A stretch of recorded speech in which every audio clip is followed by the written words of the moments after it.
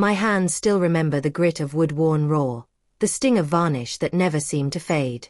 7 years ago, I poured everything I had, my heart, my savings, and every ounce of energy, into a place I thought would be my forever home.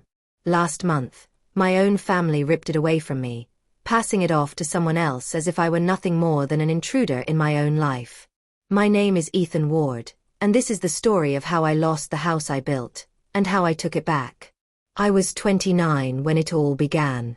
I barely scraped by as a freelance photographer in a quiet coastal town, living on instant ramen, endless coffee, and the stubborn need to prove I was worth more than the scraps my parents occasionally tossed my way. Caroline and Victor, my parents, owned a run-down beach house that had been passed down from my great-uncle. It was more wreck than home, a sagging deck, cracked windows, and a roof that leaked whenever it rained. They didn't hand it to me out of love. They rented it to me, at half the going rate. "It's practically yours, Ethan," Mom had said, like she was trying to offload a broken appliance. But the moment I stepped inside, I felt something. The ocean was only 5 minutes away, the air thick with salt and possibility. I knew I could make it into something real, something mine.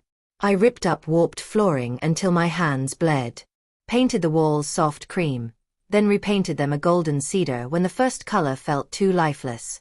I replaced the ancient heater, fixed the railings, and built shelves with my own 2 hands. Every dollar I earned from photo shoots, every late-night editing job, I funneled it all into that house. On paper it wasn't mine, but in every bruise, blister, and heartbeat, it was. Sometimes Caroline and Victor would stop by, circling the porch like property inspectors. "You're really improving the place," Dad would say, his voice carrying the weight of a scorekeeper. Mom's eyes would light up. "This will be worth a fortune someday." I thought she meant for me. Daniel, my older brother, was their favorite. The golden child. He got private school, brand new cars, and blank checks for his half-baked business ventures. I got hand-me-downs and a pat on the back to figure it out. 2 years ago, they showed up with worried faces. "We're in a bind," Dad confessed, avoiding my eyes. "We took out a $45,000 loan against the beach house. If we don't pay it off, the bank takes it," Mom added, her voice dripping with sugary sincerity. Then she smiled at me. "You've made this place your own. Help us save it, and one day it'll be yours." $45,000. My entire savings. I believed them. I wired the money. I kept paying rent. I kept working on the house, fixing, building, and upgrading, convinced I was securing my future. Then last month Daniel texted me. He was engaged to Claire, and they were throwing an engagement party at her family's lakefront home. I was happy for him. I bought a crisp white shirt and drove out to celebrate.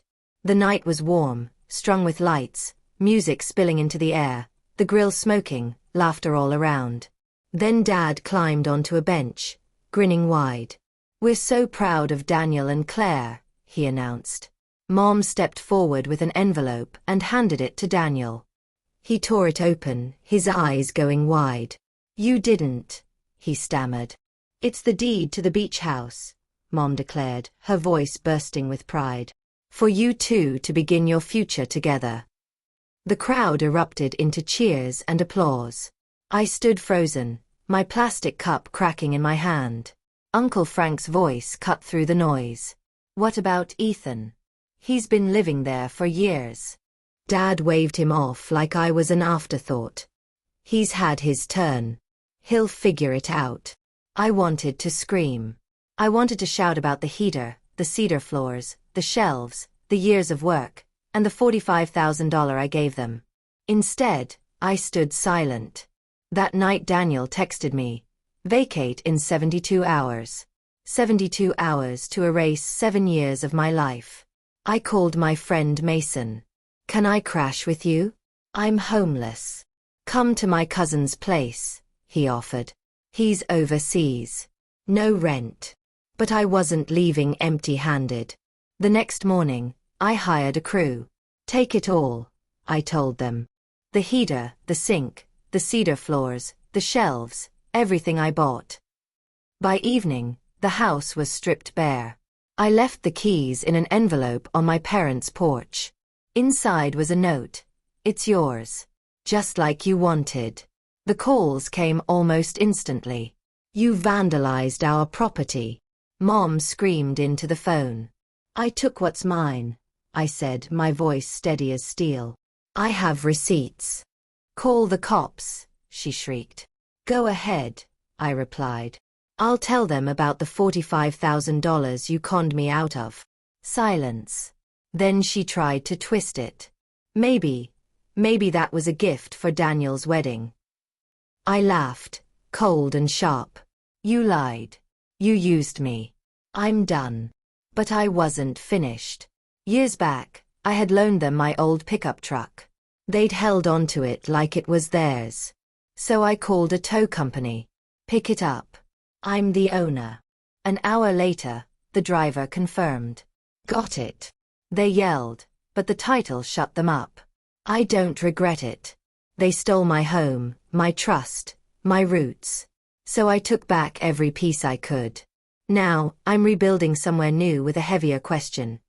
What do you become when the people who should protect you are the very ones who betray you? I'm still figuring it out, but I'm not looking back.